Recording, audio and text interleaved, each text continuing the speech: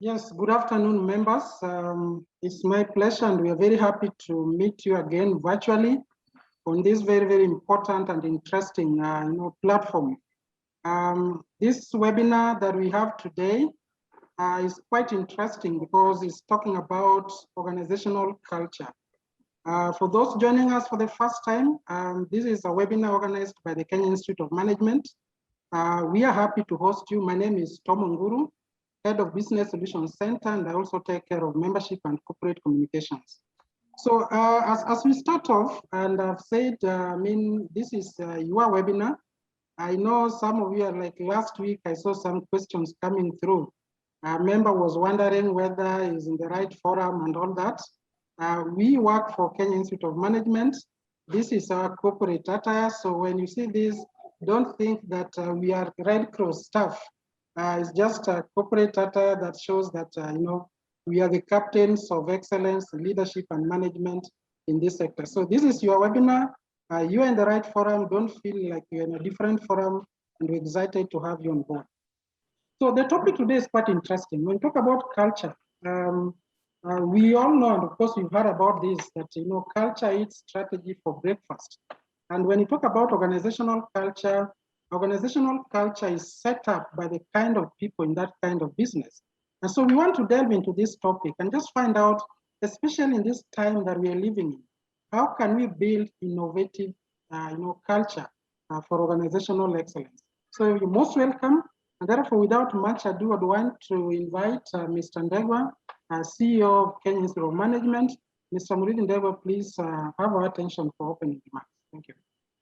Thank you very much, everyone. I'm sure you can hear us loud and clear. Allow me just to make a few remarks before we invite the speaker, who is none other than Mark Voichuli. We live in a modern business world that is much more competitive and creative than it was in the past. And with increasing global competition and shrinking product life cycles, it's now clear that differentiation can only come through consistent innovation. Developing an innovative culture, therefore, means creating an environment in which new ideas emerge rapidly and organically, new paths and risks are taken, different approaches are tried, and employees are given the chance to experiment and learn from their mistakes. We have heard of corporate attributes such as traditional hierarchies, static roles, standardized processes, and risk aversion. And in our view, this can stifle innovative thinking. And this is because they lead employees into a never-ending battle to meet quarterly goals, sometimes doing things the same way over and over again. And this, in our view, also leads to burnouts, loss of interest in self-development, passiveness, which eventually stifles cultural innovation. So several important levers can help one change the culture. And I'm sure the speaker will be enumerating on some of them. This, in our view, include commitment of senior management, compensation, communication, training, and metrics inter alia. And therefore, becoming innovative also, we feel, requires C-level executive buy-in.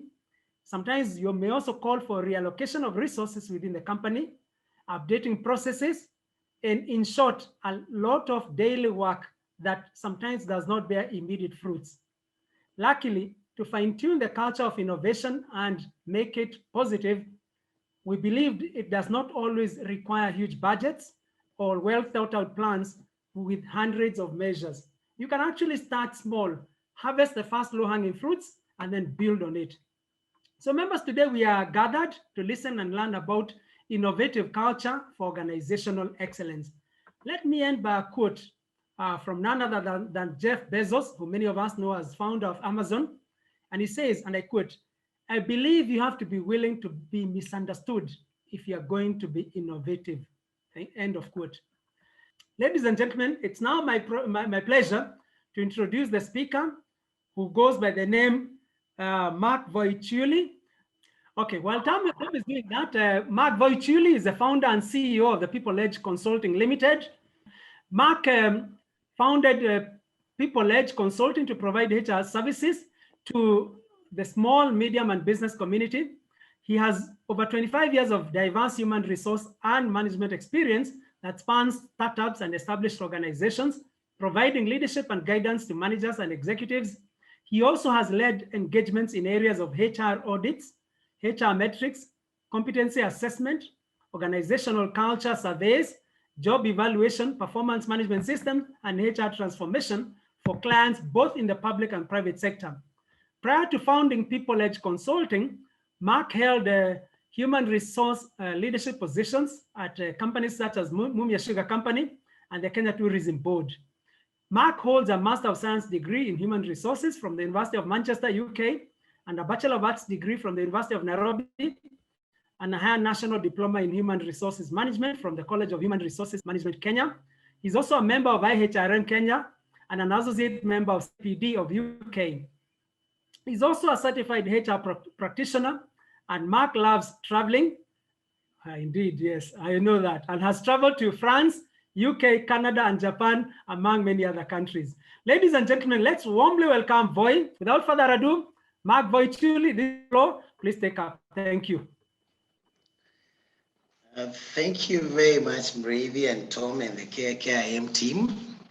It's indeed a privilege to be and an honor to have been requested to, share my thoughts, and of course, those are the gurus in the area of innovation and culture. And I'm indeed happy to be here. However, I found it more challenging looking at it from the COVID perspective.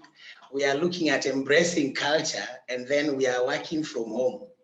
So the big question then is, how do you sustain that culture? Supposing you are that innovative company, for instance, how do you then sustain the culture that you always espouse, always embrace as an organization? So it is out of that statement that I think that because of COVID-19, I think those of us who thought we could never innovate, we are now innovating because we either innovate or perish. And with those few remarks, then I'll quickly move into my presentation. But I'd like to say a little bit about my relationship, the relationship between myself and Mr. Muriithi. On giving my biography, you remember him mentioning that I did work for Kenya Tourism Board. He happened to be my CEO, and we worked together so well, so much that you can see our relationship is still ongoing, almost 6 years down the road. So I really, really feel privileged. And I think working together with people in a proper way, you can continue being friends. And I really thank Mravi for this opportunity. Having said that, I think we'll quickly move into my presentation. And Tom, I think we can now change the screen. Sorry, Roy. Just go to share screen. Okay. Then you project from your side. Yes. There we are. Good. Are we all together? Yes, it's on. Just put it on presentation mode. Then great.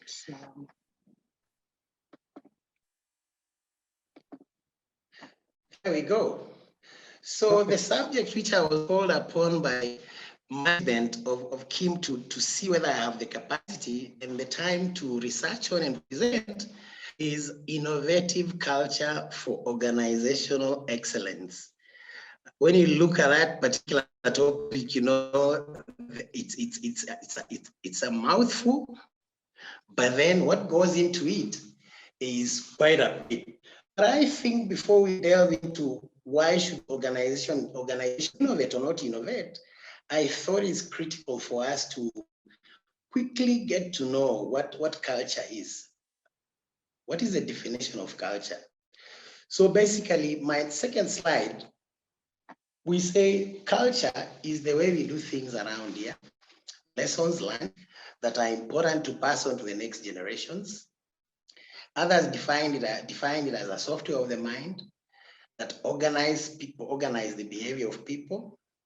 Then there's an interesting one, that culture is what we do when no one is looking. That's a very interesting definition. Then finally, according to some Harvard Business Review article, which I came across, they say culture is the consistent, observable patterns of behavior in an organization. We didn't fail to look at what the philosophers said. The people came way before us. As Aristotle has put it, he said, we are what we do repeatedly. That's the definition of Aristotle. Aristotle is. But then we are talking about innovation culture. I found it very, very necessary to define it as well, to look at what does that mean. When you talk about culture in general, it's a general term. But then, what does it mean to have an innovation culture? Innovation culture is an organization culture that values and supports innovation so that people can actually make innovation happen around the organization. On the other hand, we are saying an organization should also have a strong innovation culture. A strong innovation culture is the engine that drives the organization to constantly get better, move forward, and innovate. Then what is so fundamental? What is it that organizations should embrace? If I can now dive a little bit deeper into our subject matter, there are 7 fundamentals that organizations must embrace or emphasize or live by them in order to be innovative. And we start by the team. Successful teams have to be built for each specific task and purpose with the necessary competencies. We are looking about the most innovative companies. If I can give an example of Google, their recruitment process takes almost 3 months to bring somebody on board. Why? They want to recruit the best. They want to know how creative you are. They want to know how you can fit into that organization. Secondly, is an aspect of strategy. Innovation must be emphasized to a high degree through an updated and communicated company strategy with innovation as a central element. Is more or less like living the ISO standards for those companies or those of us who come from organizations that live the ISO standard, that within the strategy, the aspect of innovation must be embedded in the strategic plan.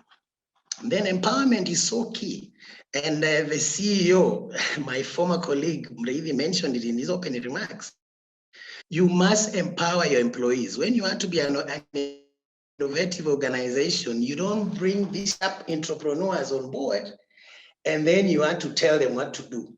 You will fail. You must bring this sharp talent on board. After you brought them on board, let them work, step back, let them deliver on their dreams. Because I was watching a YouTube video on this particular subject, and the speaker was saying, these guys are also, they can become billionaires if they wanted to. So if you think you can bring them to your company and still micromanage them if you like, you'll not retain them, they'll walk away. So you must empower them. But most importantly, which is then the subject of our discussion today, is the question of number 4, which is culture. A strong culture must be established that values questioning processes and products. That we don't sustain the status quo. Innovative cultures do not question the norm. Then number 6 is a question of cooperation. Most of these companies, which I'll share with you as we proceed with this presentation, the ones that have succeeded, the Samsungs of this world, the Googles of this world, the most successful companies, the list is long, I have about 50 companies. What happens is that you realize that when you look at their R&D budget, it's massive. So they do a lot of external networks and cooperations with institutions, research centers, customers, suppliers, partners, and stakeholders must be emphasized, including setting up a system for identifying potential innovations from external sources. They have very, very robust monitoring systems. So much so that when you start a project to innovate, there must be a follow-up process. How far are we? We projected to have this product on the market. Are we still on track? If we are not, what kind of support do you require as a department, for instance, in order to move forward? Then number 7 is a question of structure. Most of these innovative companies have a very, very flat structure. If you look at the structure of Google, you may wonder how you can work there if you come from a hierarchical structure, because Google has the flattest structure you can ever see. It's actually a network structure. Moving forward, now, we had the opportunity of looking at which companies do we look at as the most successful companies in this particular realm, and we came up with 50 most innovative companies, and we cannot say it's us. We sourced this from Boston Consulting Group, which I know most of you are aware of. Number 1 here is Apple. These are the results for 2020. Number 2 is Alphabet. Number 3 is Amazon. 4 is Microsoft. 5 is Samsung. 6 is Huawei. 7 is Alibaba. 8 is IBM. 9 is Sony, and 10 is Facebook. I would have gone on and on until number 50, but I'm sure Tom should be able to share with you these particular slides for your information and future use. Then I would ask, why have these companies succeeded? Why are they so successful in their business, where most companies have failed? What actually differentiates these companies from the others? How are they able to make it where others have failed? The key ingredient in each case is something less tangible, less blatant, but more powerful than market forces. When we are told that a company failed, in most cases, you hear market forces, the ones that have made it fail. I can give an example of my last employer, Mia Sugar. People will say it's market forces. From a nature point of view and from a practitioner who has worked there, I don't think it's market forces. The major distinguishing feature in these successful companies is the most competitive advantage, the most powerful factor they all highlight as key ingredient in their success is nothing but their organizational culture. Now, let me quickly share examples of companies that didn't succeed. Having shared companies with you that have succeeded globally, I felt that it's important also to look at those global brands, those huge brands that have failed since the 50s. In fact, the early 1990s to date. Company number 1 is Blockbuster. All of us know Blockbuster. It started in 1985. It went down in 2020. Polaroid. We all remember Polaroid, the camera. From 1937 to 2009, it went down. Just a minute.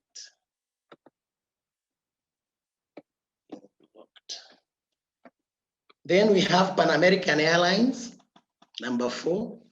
We have a company called Borders, at number 5. We have Pets.com. We have Tower Records. Then Compaq. We remember that computer very well, that model of computers. Then we have General Motors. The history is very fresh. During Obama's time, you remember when the senior management of GM went for a bailout from the White House, and Obama sent them away saying, there's no way you can come here with private jets, and you are telling us your company has gone down. Then finally, those of us who are 50 and above, there's Kodak. If you remember the Kodak moment, these 10 companies, I mean, the list is endless, did not go down because of anything else, but simply because they failed to innovate. That's why these companies went down. Most of them, when you look backwards or look at their history, you realize that these companies went down for no other reason, but simply because they failed to innovate and change with the times. We are talking of digital, people moving into the digital space. We are talking about analytics. We are talking about artificial intelligence. We're talking about machine learning. If we don't adopt all these systems into our organizations, chances are that we'll definitely fail as organizations. So, as I earlier mentioned, every organization aspires to nurture a culture of innovation where employees are motivated to take initiatives that result in the creation of innovative products. The problem is, and I've come across so many researchers, most CEOs talk about innovation, but the research that has been conducted the world over, you realize that about 26 to 30% talk about innovation and actually implement it. So culture then is the glue that can enable an organization to innovate. With the right culture, an organization will innovate. This morning, I was having a conversation, or I was pitching for a job with one of my clients in Mombasa, and their sales have really gone down. and they're asking themselves, how do we revamp our sales processes? And I was so happy to realize that before they're looking at transforming the entire organization, but they've chose to look at their culture first. So they are engaging us to look at their culture so that the culture will inform whether the culture they embrace currently can hinder or support their growth in sales. So culture is very, very critical. And those of us who remember the Pareto principle, when you are selecting, when you use 20% of your effort to achieve 80. So we are saying to instill a culture of innovation, organizations need to converge their emphasis on shifting key behaviors, a few imperatives or actions that carry the most significant effect if implemented by a certain number of people. Innovation is fundamental to strategic management. If you are, for those of us who have done our MBAs, research on the most critical recipes for success reveals that right leadership and culture are the top priority for CEOs. If you have the right leadership as an organization, the aspect of innovating becomes much easier or simple when you combine that with the right culture. And a research that has been done by the PwCs, the Deloittes, and the Boston Consulting indicates that most CEOs are keen on bringing on board the right leaders who can fit into their innovative culture in order to drive the organization forward. So like I mentioned, the areas of importance besides just culture is an aspect of creating potential within the employees we have. Then the teams must be very ready to work together. And then among staff, everybody in that organization must be willing to challenge the status quo. That is the only way an organization can take the path to innovation. Innovation culture is interesting. Like I mentioned, there are various studies that have been conducted globally.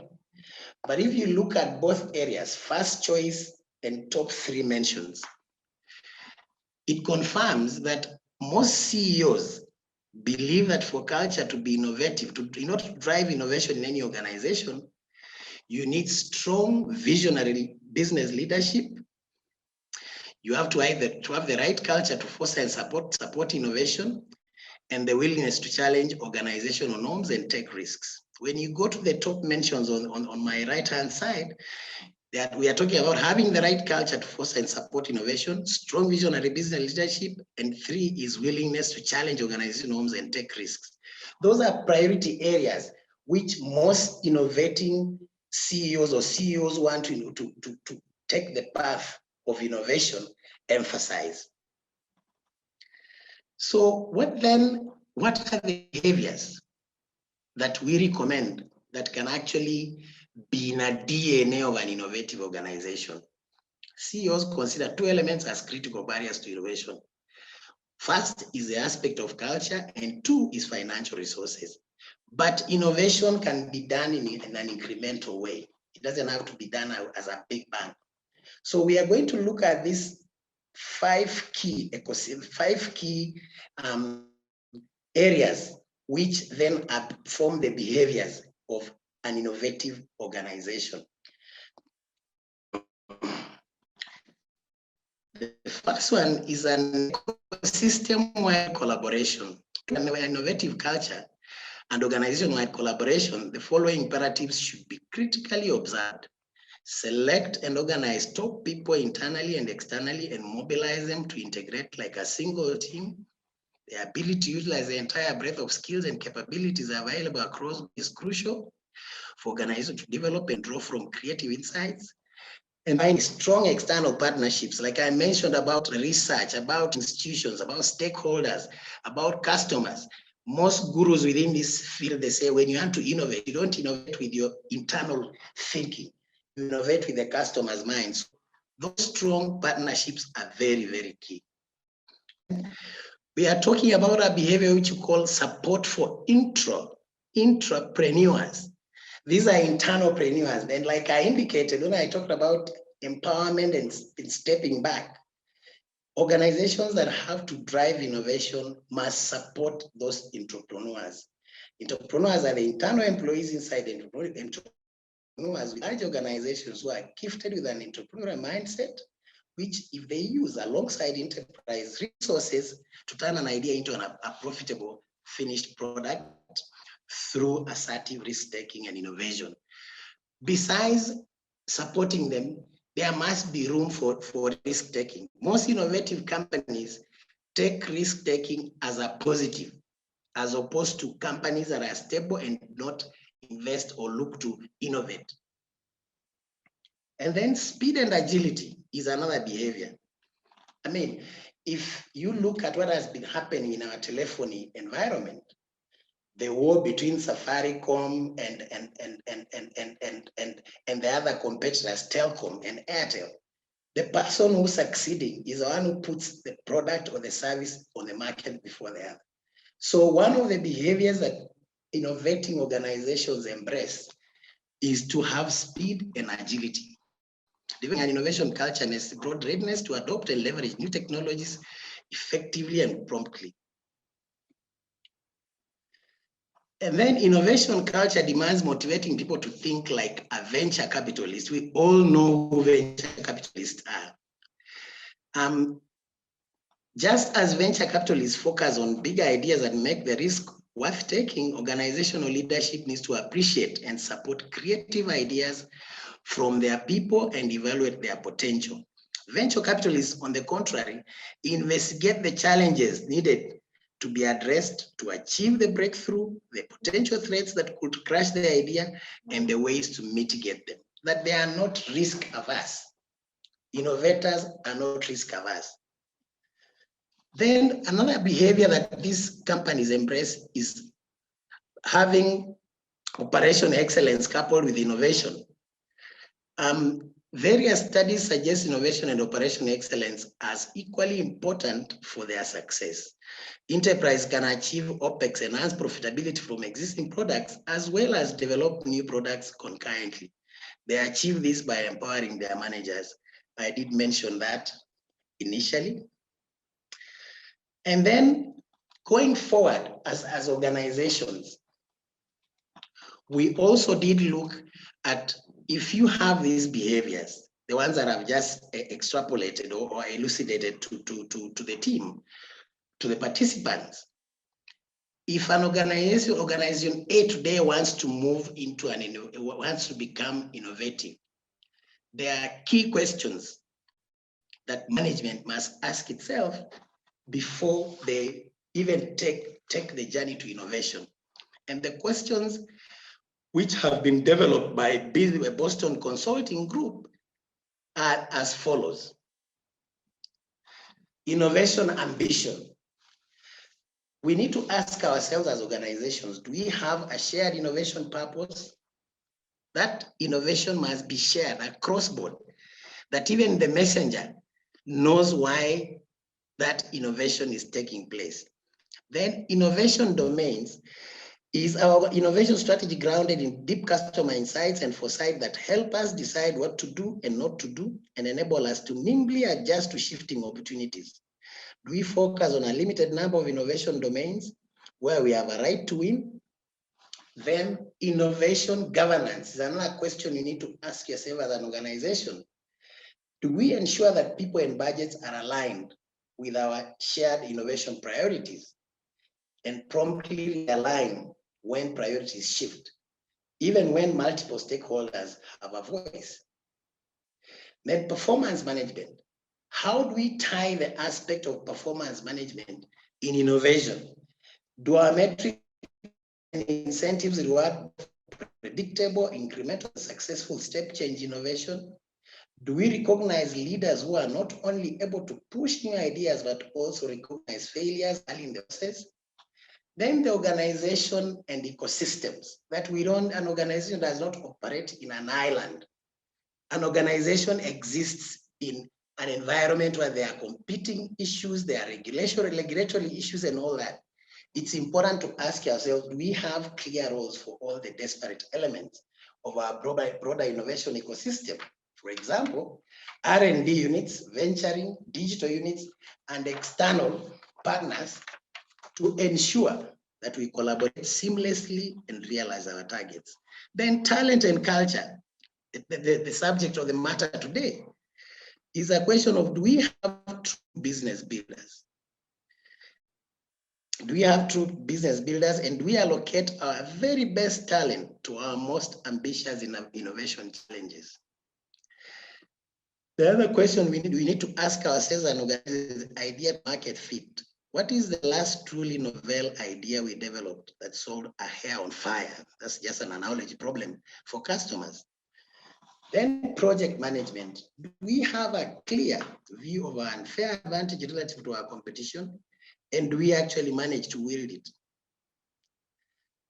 Then last but not least is fund management.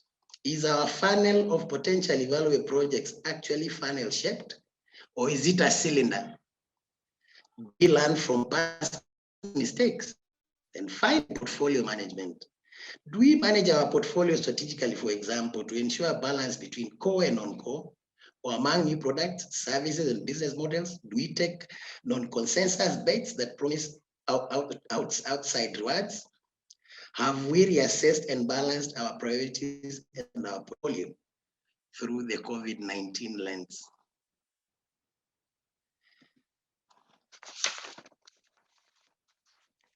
I think with that, I've almost reached the end of my presentation, but I just thought I've attended several workshops or seminars or webinars like this, and the biggest question that comes is, yes, you are telling us organizational culture is so key to success or to innovation, but most people have always asked, can you measure organizational culture?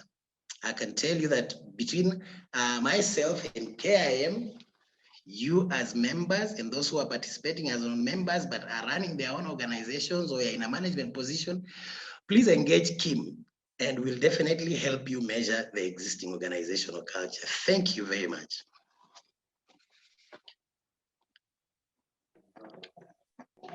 Thank you so much, Mr. Voy Shuli, for that very good presentation. I mean, short to the point, and I like the way you articulated the issues around culture and the key drivers around this, and of course just helping us to understand that for any organizational success you need right leadership, and also you need an innovative culture. So thank you so much for that presentation that we really appreciate. Dear members, you've heard it right from Mr. Shuli, talking about innovation.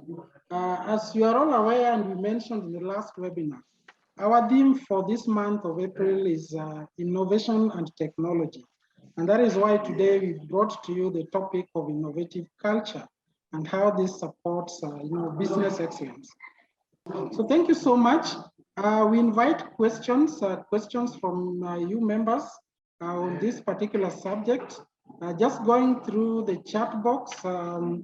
Bonavoy, if you are ready, after quenching your thirst, take a glass of water, very important, before I start rolling the questions to you. I think the first question that we have, this has come from Madame Rose Detho. Madame Rose is one of our council members. Thank you, Madame Rose, for being there. Now she's asking the question, how do you ensure that leadership does not take questioning as criticism and not a critic? How do we ensure that leadership does not take questioning as criticism and of course not a critic? So that you strike a balance, because you're talking about culture and all that. How do we ensure that leadership does not take that as criticism in terms of what we do? I think just going down there, others are just compliments. Thank you for the presentation and all that. Question number 2, Bonavoy, if you may take notes. When can we say a culture is bad? This is a question from Faith Denteo. Thank you, Madam Faith. She's asking, when can we say a culture is bad. I know in your parting shot, you talked about how you can measure the culture of an organization, and we'll be engaging further on this, members, because that's why we have this kind of partnership. So then at what point do you say this culture is rotten and therefore may not support your strategic initiatives? So when do we say culture is bad and not sustainable? That is the question from Faith. The third question, I'll take the first three. The third question here is, okay, I'll take, I think they're coming through. Let's just take note of them. Does leadership influence culture? Again, from the same Madam Faith, does leadership influence culture? Right. Let me just wrap the other two questions together so that I know. As we said, members, if we may not get time to answer all this, we'll get them addressed.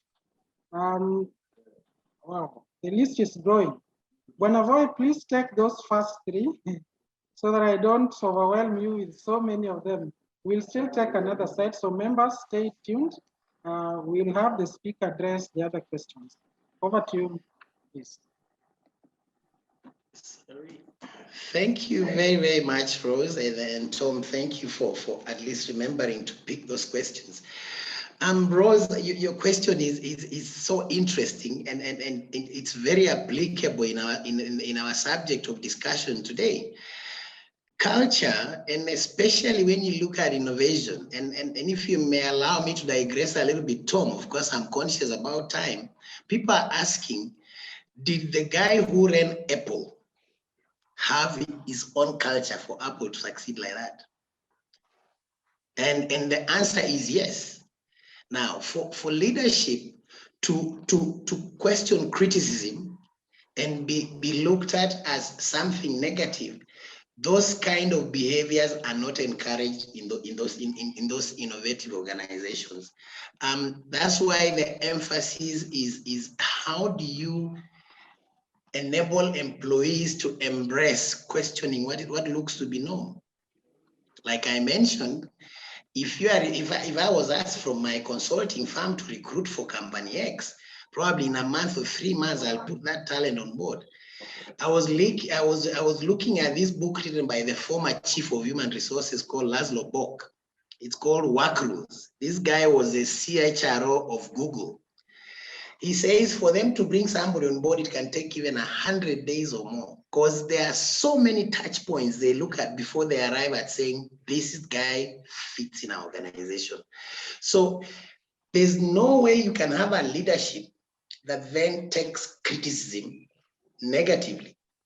Constructive criticism is embraced and cherished by innovative organizations. So I don't know whether, Rose, that satisfies your concern and your question. Question number 2, asked by one of the participants, is when can we say a culture is bad?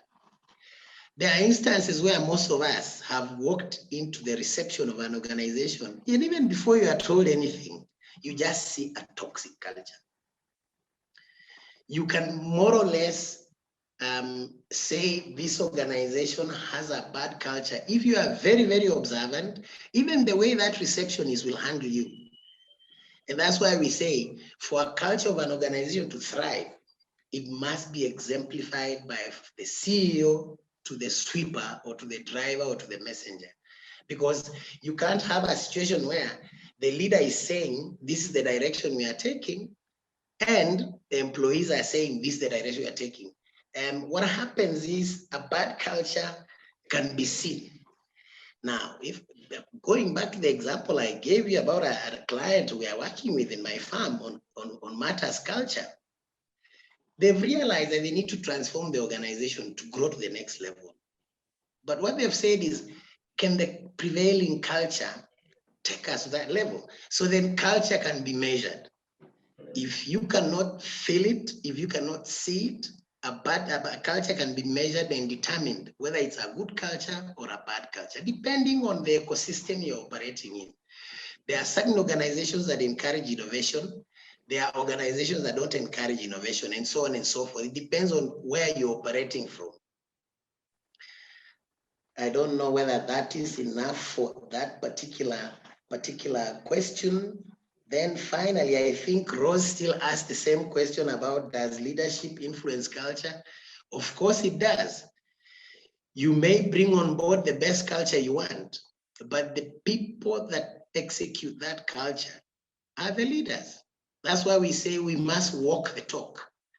We can't talk innovation and at the talk there, when an employee comes up with an innovative idea, we're the first people to block that idea. So it's a question of walking the talk, embracing culture, and whatever innovative culture that we're embracing at the leadership level must be cascaded to the lowest person within our department. So leadership does influence culture. Thank you, Bonavoy, for well-articulated answers to those questions that were raised by members. Let me take another set. The other question, the first one coming through is from Nyakato Mawanda. And the question is, what tips do we give to management to ensure they support the team in their willingness to question the status quo? Right? What tips would you give to management to ensure that they support the team, I mean, staff and all that, in their willingness to question the status quo without feeling they're being silenced?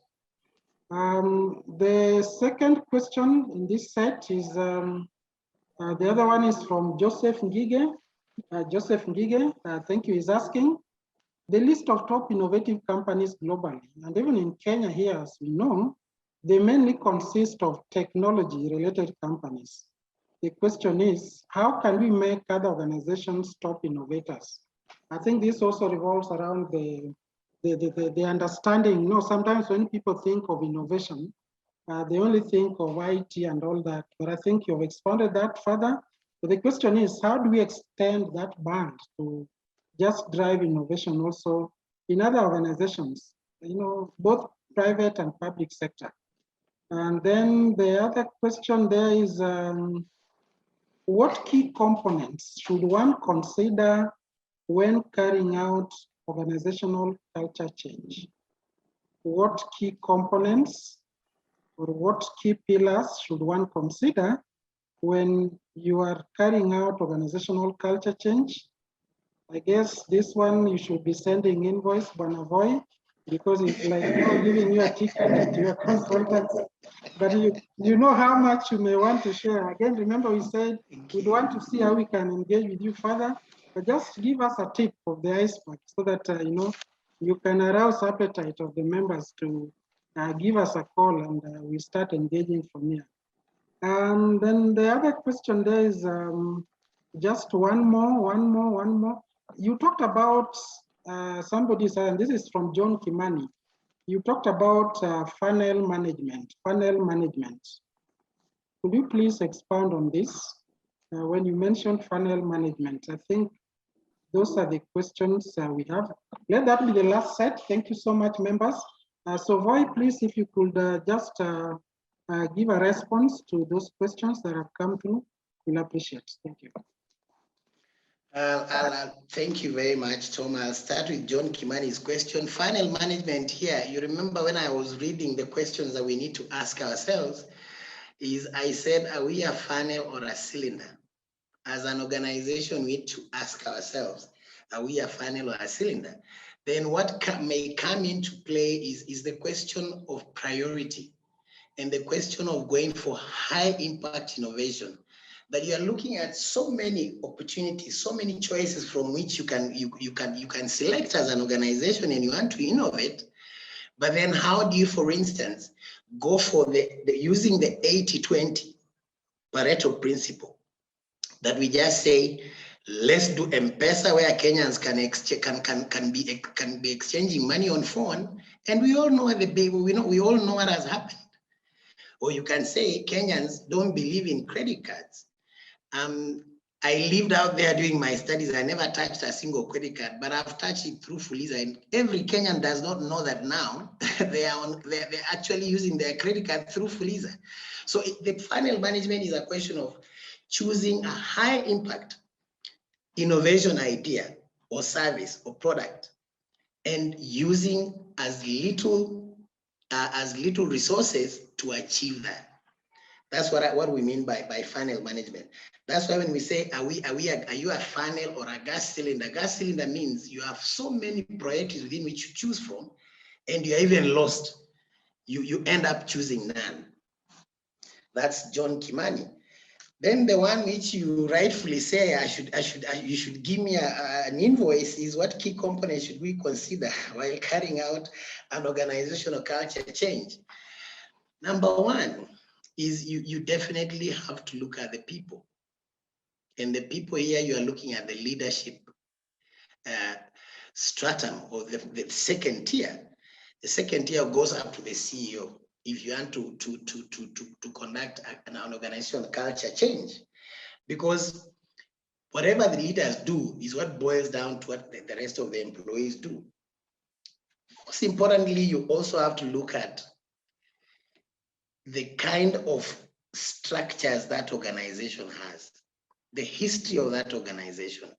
If, for instance, you want to conduct a culture change, if you went to Telkom, for instance, not Telkom, to Posta, we all know the problems Posta is going through, and you want to undertake an organizational culture change, the history of that organization will inform you what has been obtaining in terms of behaviors, and how do you then change those behaviors into a blue chip or a privately run organization. The other thing you have to look at when you're conducting, when you want to do a culture change, you start from understanding the culture that prevails in that organization, the prevailing culture. Because you might, when you do a blanket culture change initiative, you may be you might be backing the wrong tree. So when you try to understand that culture, are people customer focused, 100%? Are people innovative, 20%? Then you focus all your energies there. In brief, that's what in brief, that's my answer to that particular question.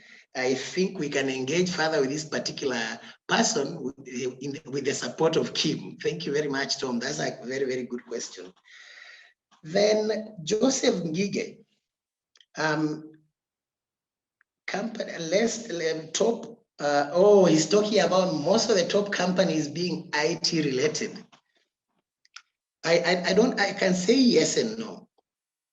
Why do I say yes? The top companies within our list, because we did some research within our Kenyan environment or within our boundaries. There's Mkopa, there's Eneza Education, there's One Acre Fund, there's Mawingu, and there's Ushahidi. Most of these companies are tech companies, yes. But if you go global, McDonald's is an Italy, is one of the most innovative companies in the world. Tesla is a motor vehicle company. They're also in aerospace. Yes, they've been trying to go to the space. They've not succeeded. But when you look at in the Kenyan context, I would say yes. But globally, it's not only tech companies like Joseph had asked. Then the key question is asking, because that's the subject of our discussion today, is how do we extend innovation to other companies? My understanding, and from a lot of research, and I can say to these members and participants that I like living at the University of YouTube. YouTube will tell you anything that you want to know in this world. And what has happened is, one of the speakers was of the view that we only look at innovation from a service point of view. Innovation could be anything. It depends on the purpose. So innovation can be extended to any organization, but what matters most is leadership, leadership, leadership, leadership. When you look at Elon Musk left South Africa, went to Canada, and ended up in the US. This guy is an innovator by himself. So we are not going to have a leadership team that is pretending to be an innovator when it's not in your bone marrow. When you have not been, you have not been brought up in an environment which believes in innovation. And that's why culture can either build or kill innovation. Most people, I think one or two people have asked, how do we, for instance, ensure our leaders do not look at criticism as negative, but they look at it as a good thing? And I'll come to the answer of that. So it is a question of having a leadership that embraces innovation, an ecosystem that supports innovation, and it could be anything. It could be in any organization. At People Age Consulting, I can also innovate, and we are only 10 people. So I think it's a question of the mindset and the structures. Thank you very much. The other question was, thank you, Nyakato Mwenda. Are there any tips we can give to management? So that they can support staff who question the status quo. Yes, there are so many tips, and I think this one you'd look at it from the role of HR, if you like. HR comes into play a critical role in the sense that when they're identifying the kind of culture that we want to embrace as an organization, then HR must come up with interventions that encourage the organization to have that innovative DNA. How do you do that? You have to train these leaders on innovation skills. You have to train these leaders on creative skills.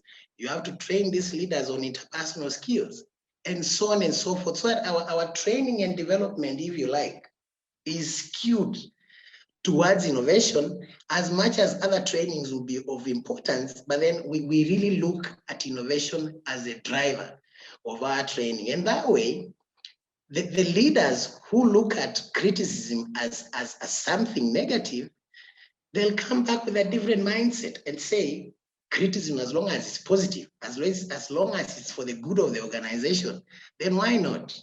I think, Nyakato, I've answered your question. Thank you very much. Thank you so much, Voy, for the answers. Well done. And I think the members are satisfied with the explanations that have been given, just helping us to understand innovation and how this drives business success. I know there were also quite a number of other questions that came through. Jimmy Akili, thank you for your questions, but I think they have also been addressed as you were answering the other questions as indicated. So thank you so much. I know we got some feedback from some members feeling that, with curfew starting at 8 p.m., sometimes when we extend up to 5, it could be a challenge because some of you are also, connected from the office. So there could be need to have plans to start moving. And therefore, we are quite excited that we want to bring this to a close. Thank you, Voy, for keeping your presentation short, but also giving us more time so that members can be able to engage with you through questions, which you handled very, very well. We want to thank you so much for that. I therefore want to hand it over to Mr. Murithi Ndegwa. Please, over to you for closing remarks. Thank you. Thank you very much, Tom. And members will agree with me that Voy has done a good job. He's done an excellent discourse. And Voy, we greatly appreciate the time that you spent also in researching on the topic and also presenting the topic.